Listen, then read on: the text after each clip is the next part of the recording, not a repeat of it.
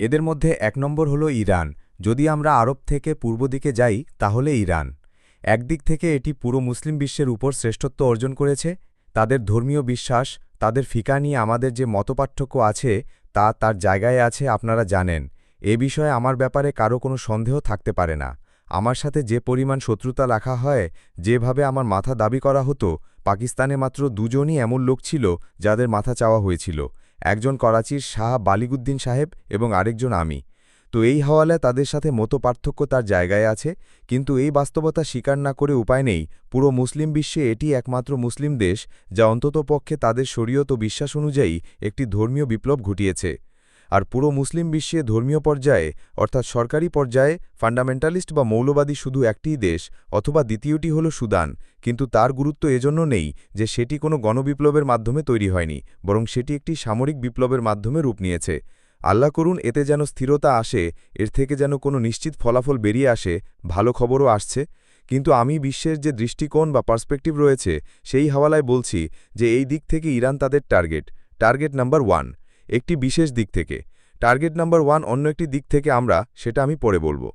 যেহেতু সরকারি পর্যায়ে ফান্ডামেন্টালিজম আছে এবং তা একটি গণবিপ্লবের ফলস্বরূপ এসেছে, এরপর তাদের কাছে তেলের সম্পদ আছে।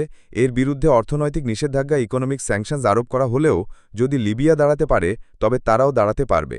আর তারা বিশ্বকে এই চিত্রও দেখিয়ে দিয়েছে যে সাধারণকে শাহবাজের সাথে লড়িয়ে দিয়েছে। এই চিত্র তারা দেখিয়েছে। এই হলো ইরানের ব্যাপার। নাম্বার 2, পাকিস্তান। পাকিস্তান ৪০০ বছরের পুনর্জাগরণমূলক প্রচেষ্টার আমানতদার।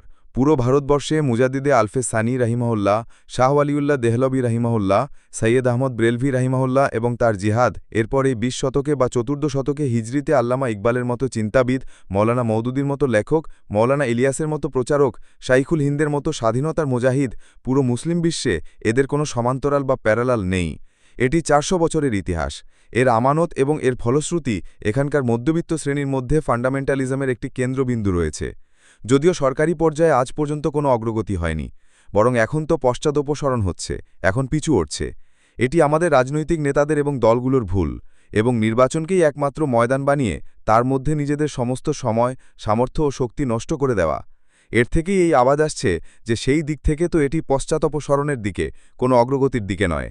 কিন্তু বাইরের লোক তো দেখে যে ভেতরে কি কি উপাদান মজুদ আছে।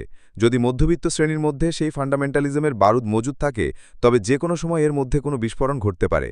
দ্বিতীয় যে বিষয়টি তাদের জন্য একদিক থেকে আমাদের টার্গেট নাম্বার 1 বানাচ্ছে, তা হলো আমাদের অ্যাটমিক নোহাউ, পারমাণবিক জ্ঞান পুরো মুসলিম বিশ্বে আর কারো কাছে নেই। ইসলামী বোমা যদি তৈরি হয় তবে এখানেই হবে। এই হলো বিভিন্ন কারণ যার ভিত্তিতে ইরান এবং পাকিস্তানকে আপনারা ব্র্যাকেটে রাখুন। এটি এই নিউ ওয়ার্ল্ড অর্ডার বা আজকের আমার আলোচনার হাওয়ালায় ইহুদি ও খ্রিস্টান জোটের যে টার্গেট নাম্বার 1, তা একদিক থেকে ইরান এবং অন্য দিক থেকে পাকিস্তান।